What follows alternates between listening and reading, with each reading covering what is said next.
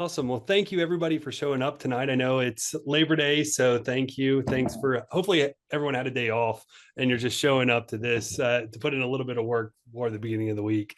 A little bit about me. I've been in technology for about 15 years. I am the CISO of the Pikwishani tribe.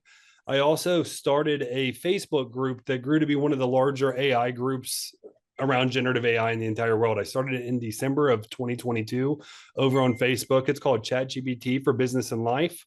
And from that, it's given me a front row seat into the generative AI movement.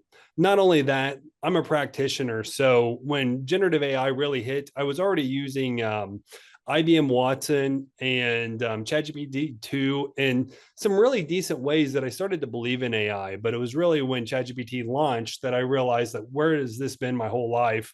This is going to change the entire world. And how can I push this as far as I can push it? So the first week that it was open, I remember breaking it several times where it just said, you're using it too much, you're stopped.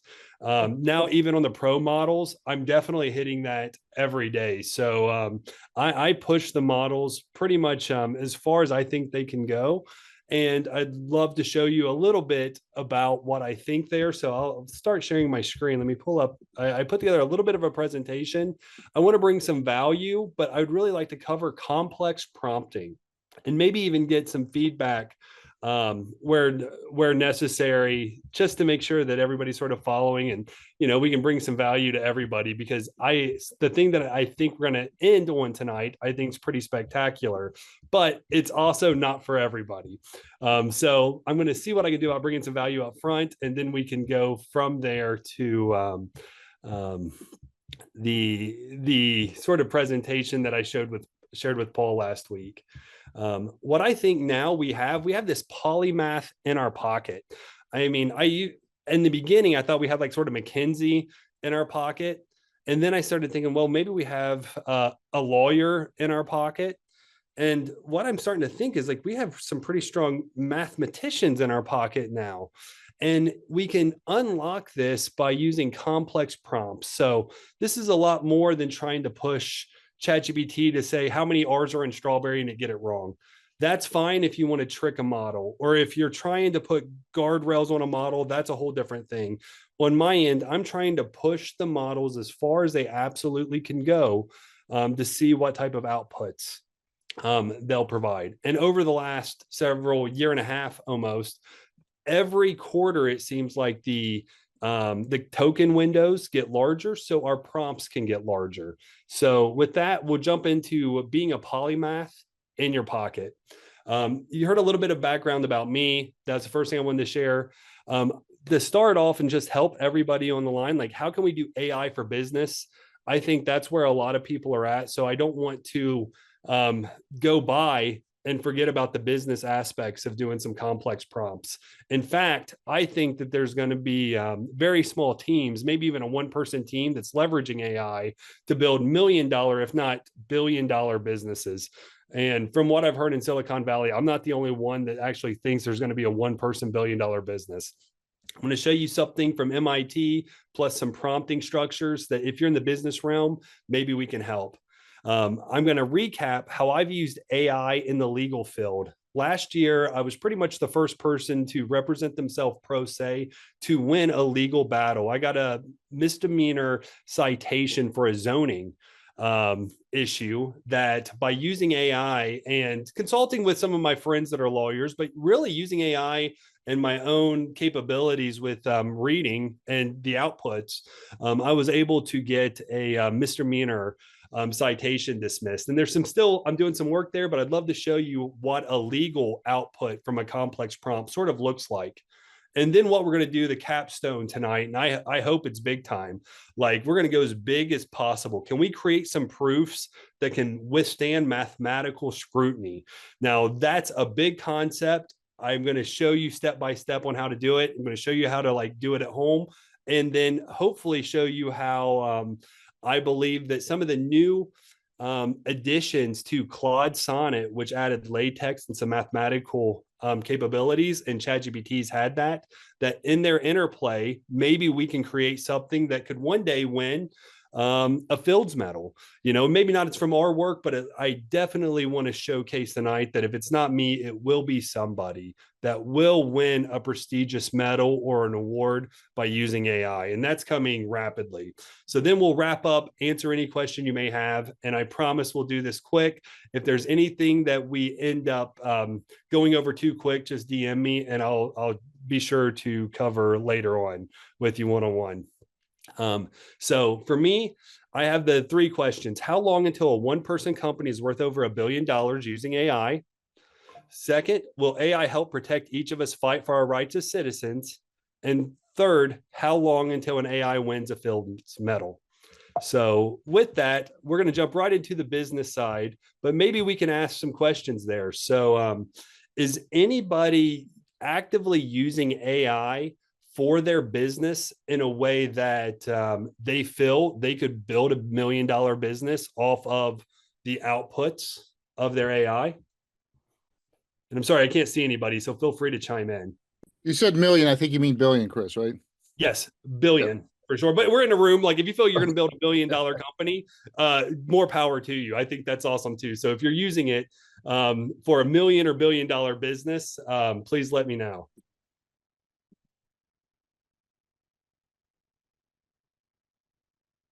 I think everyone's still eating their barbecue right now. No problem. So what I found and what's really cool, you can scan this Chris? QR code. If Chris? Yeah, go sorry. ahead. Yeah, Chris, I think what that $1 billion business is by itself, just for the robots right now, isn't as clear to me as doing something like taking a business and automating literally 95% of it. You know what I mean? So taking an existing business with an existing, whether that's a law, I mean, I can imagine a law firm, for example, working with way fewer people. You know what I mean? And I wonder if that kind of automation would then help create the model for that, okay, lights out kind of business. You know what I mean? Anyway, I don't know if you have any thoughts on that. No, I think we're going to see $1 billion business with someone that has tremendous amounts of compute capability that they're able to orchestrate with software. That I think is coming. What I think we're going to see right away as the biggest benefit, especially is in the startup space. You're coming up with a new startup software idea. You're in the AI space. Traditionally, you would go through an accelerator program, whether it's Techstars or Y Combinator or any city in the world now has these accelerators that try to connect business strategy with funding to build the next unicorn. And you're seeing that all over. What I think we've seen with this Orbit program is a way to rapidly build a business plan on that startup scale, and then try to build an AI agent that can help enhance what you're doing in your business, offsetting some of the labor into an AI that has a strategic job. So with that, let me show you briefly what this AI Orbit program really offers. So Orbit is a platform that's funded by the Martin Trust Center for MIT Entrepreneurship. It's based upon 2 books. One book is called The Disciplined Entrepreneur, and then the second book would be called Startup Tactics. What they've created is an AI that allows you to rapidly go through these books that would probably be taught in a workshop setting or one-on-one or in an accelerator. Now you can absolutely utilize this within an AI. So you can see that I've dropped in all types of ideas, but we could say any type of startup idea. Startup idea is for helping food on the last mile delivery in my Midwest region. Okay, and you can come up with any idea. And what's really nice is that once you set up the idea, you can easily go into the prompt, and you can have a very in-depth prompt. I just created one that was very basic.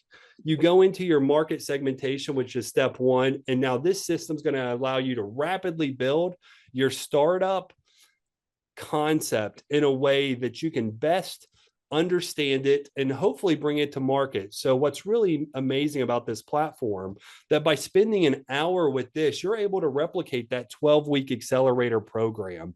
You can go in here, you can change metrics, and do all types of wonderful things. But what makes this truly amazing is that when you are able to build out your business data from the AI, and then you're able to take that AI data, drop it in, what I do, I drop it into a Google Sheet.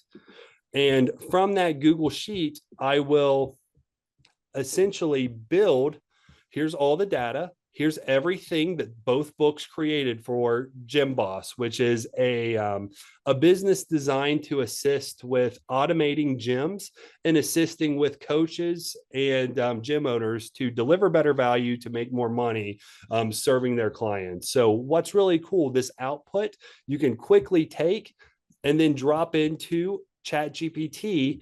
And what we'll do, just very simply, since you have the upload feature now, you can find the document you're looking for, which with this would be hopefully Gym Boss, and hopefully we can find that right at the top of the area. If not, I will pull it back up. There we go. Just drop that in, and I can say, now act as a strategic advisor for my startup and give me the next 30-day plan for my business. And what I found is that by doing this, we have now taken 100 pages to build our prompt. And even though it was a very specific prompt and basic prompt of being a strategic advisor, by preloading your business information in here, you're able to get very stylized outputs that are going to be highly relevant to your business, as opposed to just starting with a basic prompt as, hey, be a strategic advisor for my gym startup SaaS company. Now you have 100 pages of documentation that's supporting that prompt. And from what I've seen thus far, this capability provides a lot more fruitful outputs. So with that, I think that's an easy win for everybody that's in the business realm. We can go much deeper. You can talk about like build our marketing plan. You could say, be my sales team. What do I need to perform on the sales side to hit our numbers? How can we create marketing collateral that converts? How can we create our emails and follow-ups? What systems should we put in place? It actually knows what technology stack that you are building your platform on, so you can give it even questions on the technology side. So by putting more is more into your prompts, you're going to be able to get a lot more out of the platform. So with that, I'll pause because we're going to rapidly move out of the business side and get into some interesting things that I've done on the prompting side. So if you have any questions, please ask them now. And if you would like to join up and use this MIT Orbit platform, scan the QR code or DM us, and we'll make sure to share that with you so you can register and try it out. Michael's got a question. Go ahead, Michael. Thanks for raising your hand. So thanks, Chris. I appreciate this. You may get to it in the next section, because the questions I have relate to the prompting. You just put in, hey, this stuff, do it for me. I didn't see a lot of qualifications around the data to use, what role it should say, and if it can't find something, tell me, I don't know, or here are 3 choices, you make which one you want to make. Well, a good question. So what I find is that if you're able to have that preceded 100-page document about your business, you can then work on your prompting craft to pull out anything that you want to pull out of that thread. And it's sort of a continual build thought of sort of like a tree of thought prompt or a continual prompting structure to really dial it in. So I would recommend uploading that. And then honestly, go drive in your car to work and turn it on your phone and use the voice model and just talk back and forth to ChatGPT on what you think you should do with your business. And it's remarkable, I think, just by spending an hour or so, maybe more, with that sort of trained data set, that it's amazing what you'll be able to develop out of it. And then one other follow on to that, given that you say it's a 100-page document that it creates? Yes. do you have the capability yet to go down a path and say, oh, I'm not sure about this, go back 4 steps, let me try another way. And then at the end of the day, you go, okay, at 9 a.m., show me what I said. Where did I end up versus where I ended up at 3 p.m. Because, it's nice that I can push a button and things pop out and they're all perfect, right? But in the real world, I may want to go down a path and go, oh, let me go, you understand. Well, what I think is going to happen is that that's just in the ChatGPT interface, which is limited, especially time limited.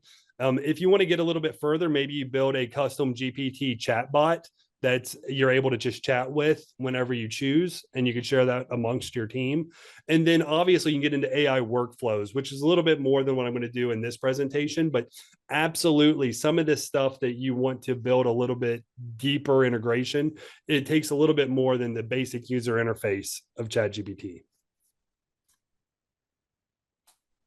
So with that, and just to save everybody's time, please put questions in, and I'm going to jump over to AI for law. So like I said earlier on, I got into some trouble last year. Actually 2 years ago, I built an accessory structure on my property, matches my home perfectly. Didn't need a building permit because it was only 96 square feet. Long story short, I did not get a zoning permit. And with that, I got the wrath of my county, not for I felt anything that I necessarily did wrong other than applying for a permit up front. So with that, there were several things that happened to me that I felt that were infringements on my my citizenry, my ability to have and exercise my rights as a homeowner, to be free from illegal searches and seizures. And I felt for sure that this became something that was almost an illegal search of my property. I'm on a private drive that's not visible nor accessible to the public. There were several things there. And going through the appeal process, in the civil side, I actually got a criminal municipal case citation against me, which, putting out the due process issues that I feel that are in this and others, I was forced to fight within 2 courts. And being in the municipal side, I was able to get my charge dismissed on 7/25/2023. I would have never been able to be this Polymath legal writer without ChatGPT and Claude. It would have been completely impossible. I would have totally lost. And it was such a small thing. You're building an accessory structure. We're talking $10,000 to $15,000. I'm not going to spend $10,000 to $15,000 on a lawyer to fight for something that is just meaningful enough to me to fight for, but not meaningful enough for me to pay a lot of money for a lawyer to fight for me. So with that, AI hit at that perfect time that it allowed me to really ingest any filing coming from the county and respond. And I'll show that to you now, what a complex prompt looks like in the legal side. So let's see if I can find a really good legal setup. I'm sure I can. Let's say thought it'd be higher. And I wish they would add search, obviously, on the desktop. It'd be a little bit easier. But what we're going to go ahead and do is we'll pull this up. I think it has plenty of information on this thread. What I found is that same thing as before. Let's say you want to ensure, when you're in court, you're playing this language game. I studied this Ludwig Wittgenstein, and he always said you can paint logical pictures with words, but you can also play a language game. So I just really realized that law is a language game, and it's all about jurisdiction. And it's also about rules. I'm in the 1st district, so you have to adhere to certain local rules. There's administrative handbooks. There's all of this guiding rules that you can play within in the legal realm that has been sort of this cottage industry. Only to those that are really well placed within that ecosystem can they ever produce documents that speak and play within that legal realm. Well, it's because the rules are so advanced that people go to college for years to learn them state by state. What we can do let me see if I can grab one more, because I wanted to make sure that this comes out correct for us. Let's see. Boom, boom.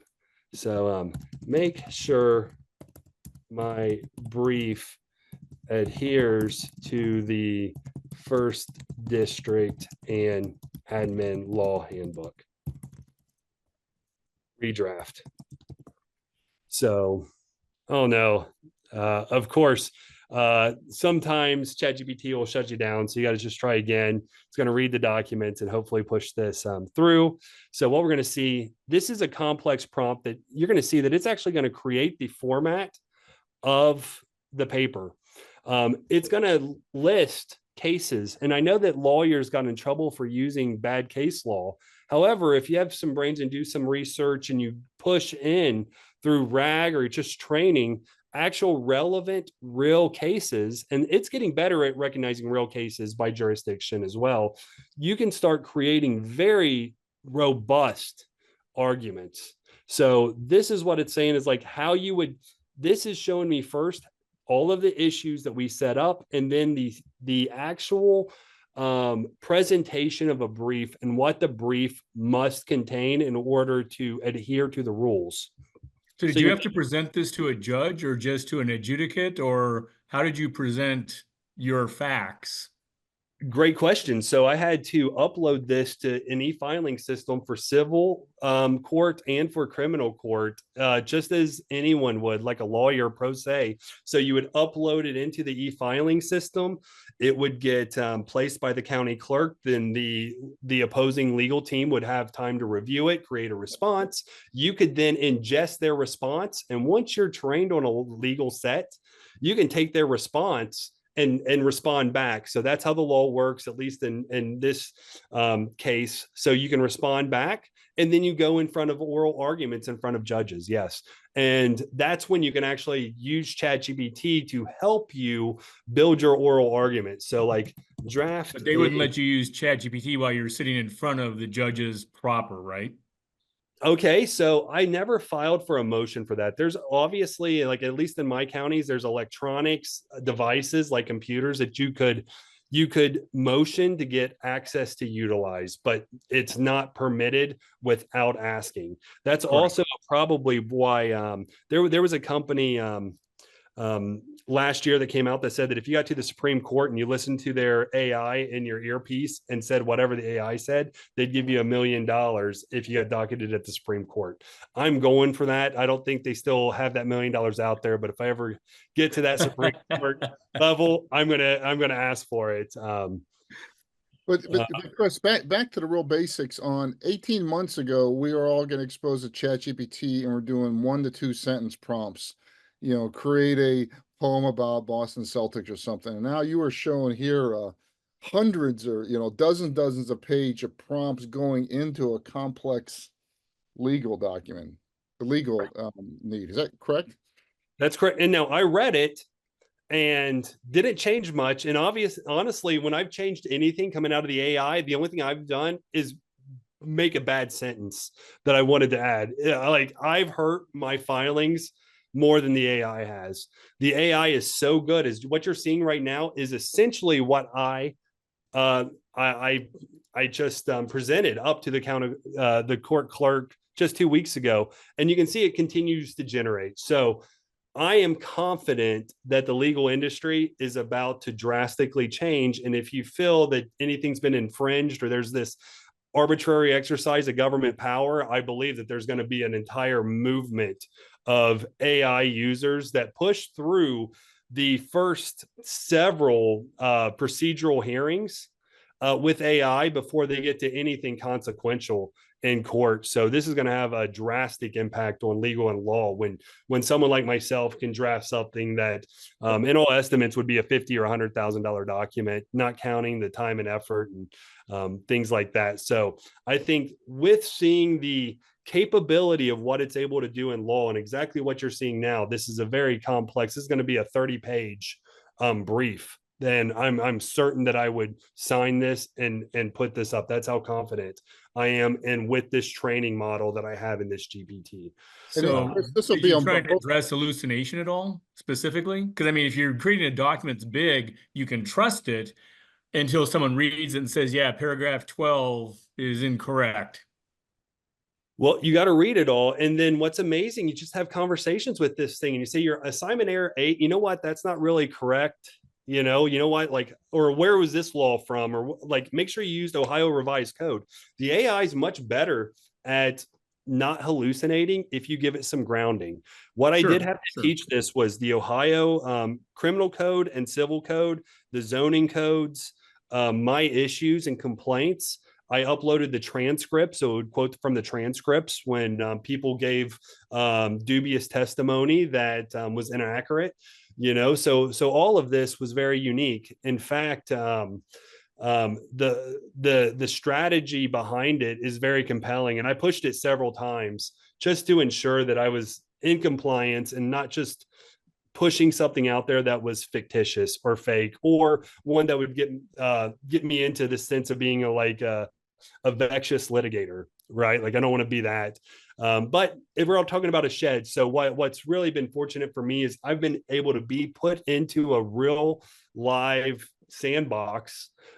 Granted, no one wants a misdemeanor. I would have moved the shed and that would have gone away. So I bet a couple $1,000 on myself and that AI could win. So that's what we're doing now. And this is what prompted me to like really push this to the next level. I know it's 7:44. So if you have any more questions, I'm happy to answer them now, but I got one more, I feel awesome thing to show. Yeah, and Chris, I just want to highlight the thing, and I'm looking at John Svioco. This is really highlighting both the submitter and evaluator. So this is a general trend we're seeing both from students and from teachers. Here's Chris is submitting. Now someone on the other side's got to review it. We're seeing this now in the academic world for academic papers here. So having this co-intelligence AI on both the creation and then the evaluation is really a transformational trend that Chris, I think this highlights one use case here. Awesome. Hey, this is Tim. I have one question if you have time. Sure. So yeah, and there was something about this in the chat too. So this is great, and I'm glad to know about it. And I remember seeing it when it first happened, particularly for those of us who get into situations where they're big enough to be problematic, but small enough that lawyers are impossible because they're too expensive.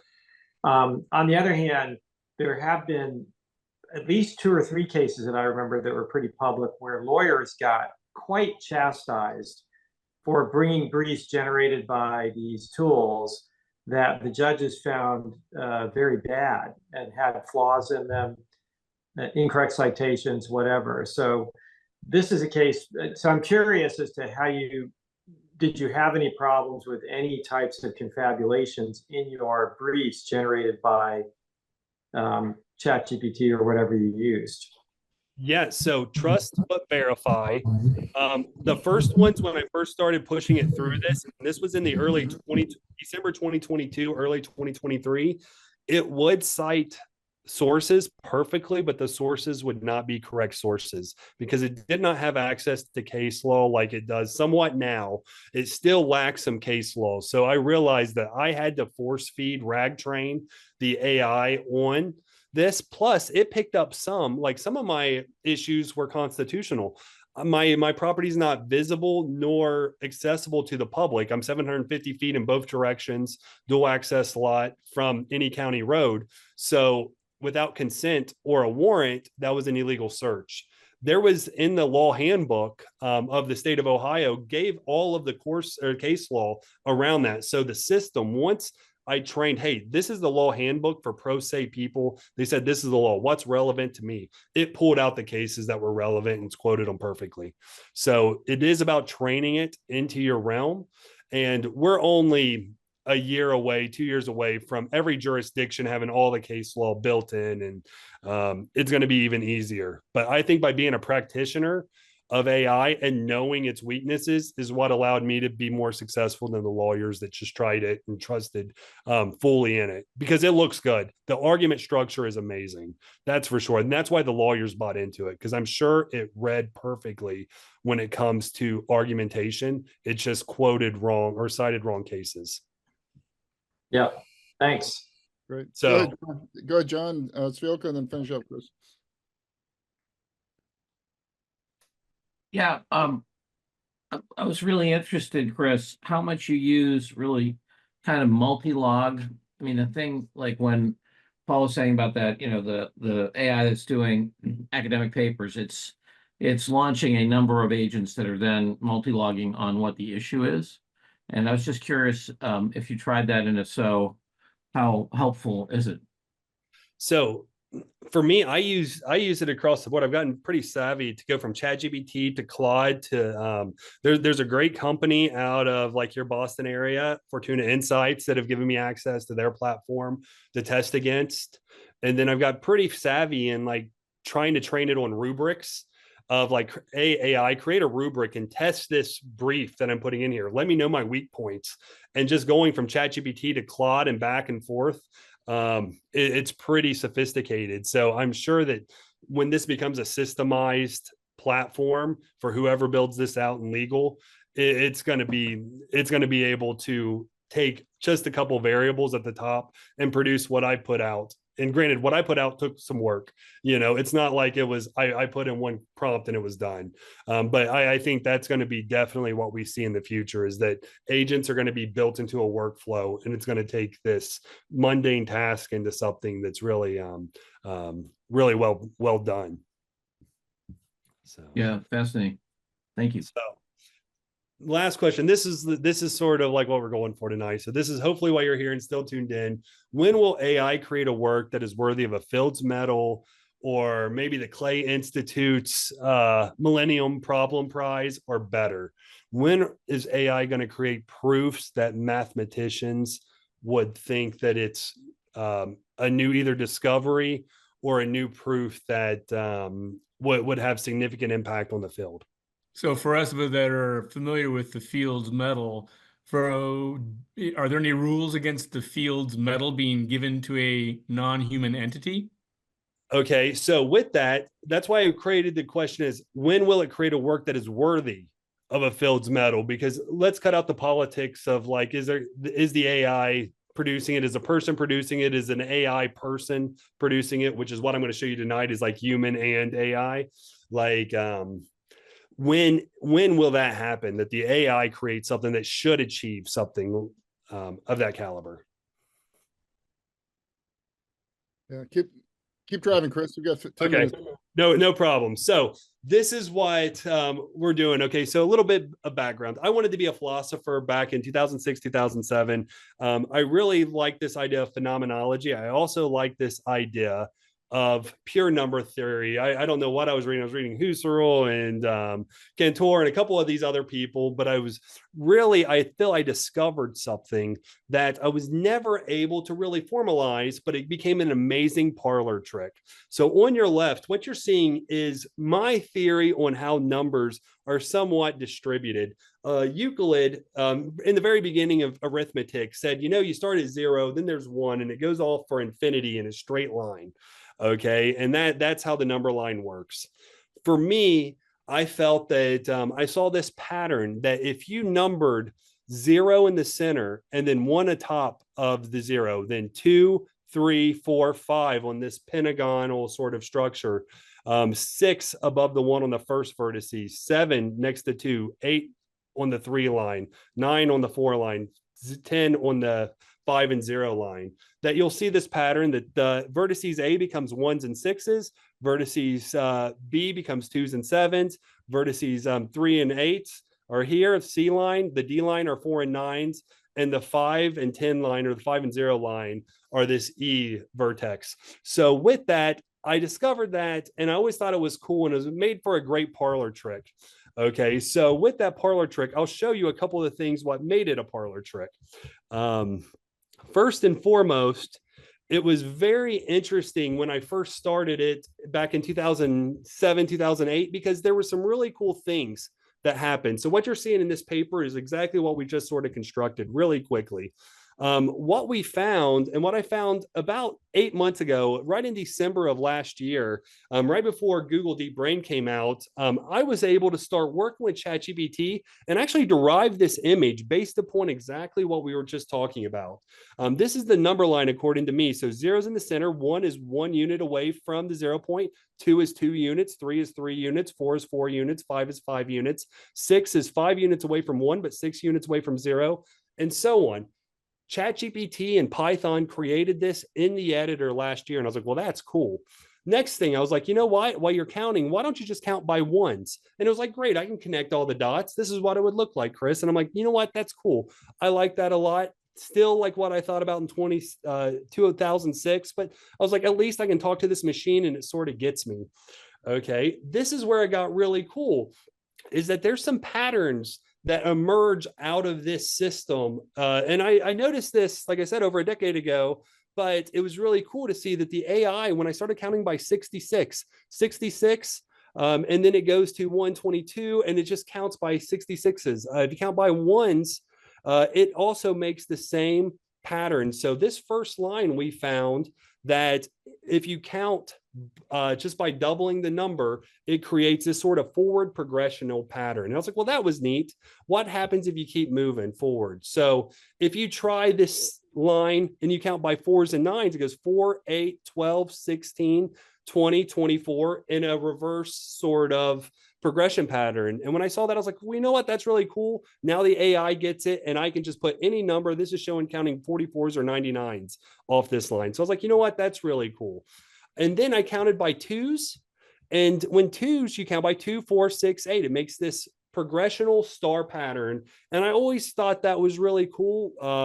I also found when you count by 7s, it sort of does the same progressional star pattern. So I always thought that was neat. When I tried 3s, it actually produced, when you count by 3s or 8s, a very similar star pattern, but this one goes counterclockwise. So with that, I talked to mathematicians and things like that, showed on this cool progression image, but what does that really mean to them? It meant almost nothing, just a novel sort of pattern. When you count by 0s and 5s, by the way, it takes out this whole line. I'll call that like the critical line at this point. Now, what does this mean, having a critical line, or what these visual patterns are? According to AI, and I'll show you this paper, I'm happy to share this with you, but I taught the AI this system. And 2 weeks ago, when Sonnet came out with Claude, I was like, you know what? Ingest this paper, and why don't you help me write some proofs? And it was like, you know what? I'm going to help Chris. And it started writing proofs for us. So this is where I think the future of AI is going to go. So let's see if we can show you a little bit of what this means before we wrap up tonight. Draft a stronger version. So this one will not show us the imagery. What's really happened in the last, I would say like in the last 3 weeks, it's actually enabled us to start writing proofs. And now what you're going to see is well beyond my capability as a mathematician by a long shot, but I can sort of follow the arguments.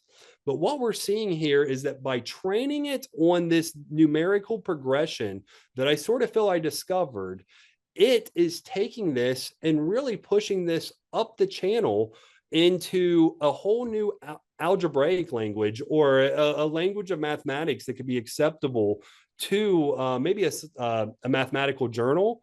And in certain cases, it's starting to play around with really interesting things like the Riemann zeta function, or finding prime numbers in a pattern fashion, let's say. So what you're seeing right here is hopefully what we're going to see now as the beginning of this human generative AI experiment that we're doing, where now I know everyone's watched like Good Will Hunting, but literally the janitor is a mathematician now in this world we're at, if they have this polymath in their pocket. So if you know anyone that knows really complex number theory, I would be happy to share our 50-page paper that we put together, and like as we're working through that. But from that, that's what really blew my mind, is that we're moving to a world where the AI will create net new information. If you're a quasi expert and you can provide it information that is in a complex prompt form, you will get new solutions out of it in a way that I don't think people really completely grasp just Chris, we yet. got a couple questions. Go ahead, John Ciocco.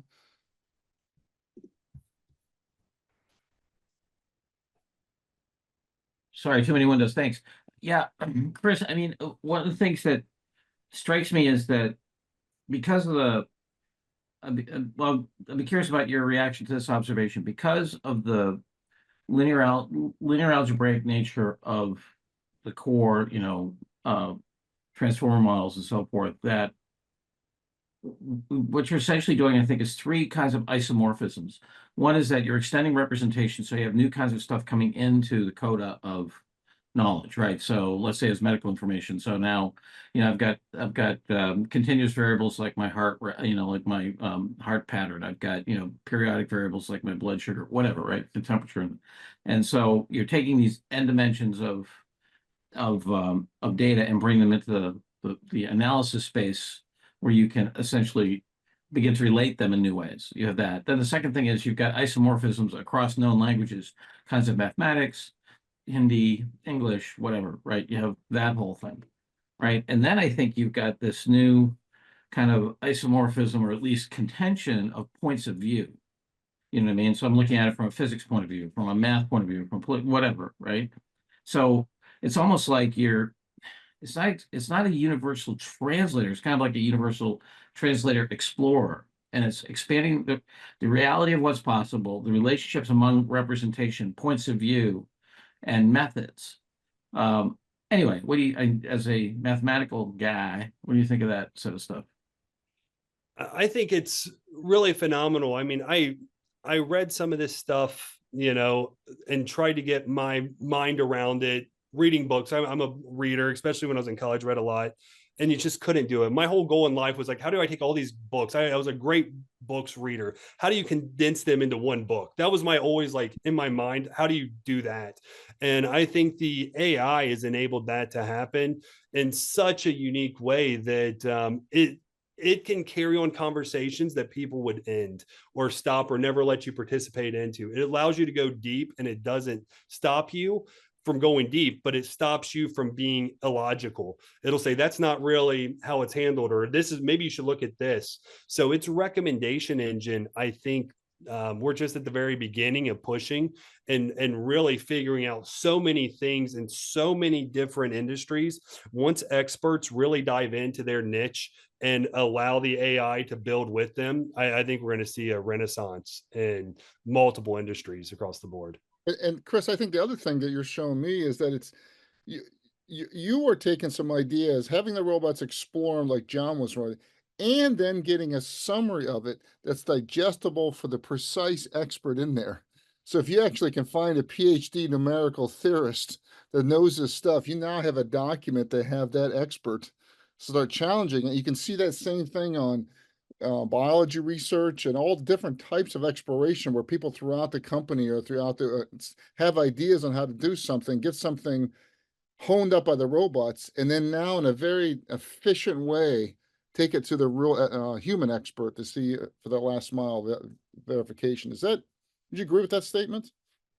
Yeah, I definitely agree with that. I think that's exactly where we're at, that you can do this combinatory intellectual exercise in a way that was just never possible. And if you add logic to it, these systems are really good at logic. When I first started, and this was last year, building Venn diagrams and some basics on the logic side. Can you build a syllogism and understand it? And does the AI carry that concept through? And it could, at least for me, so how do you build very complex logic?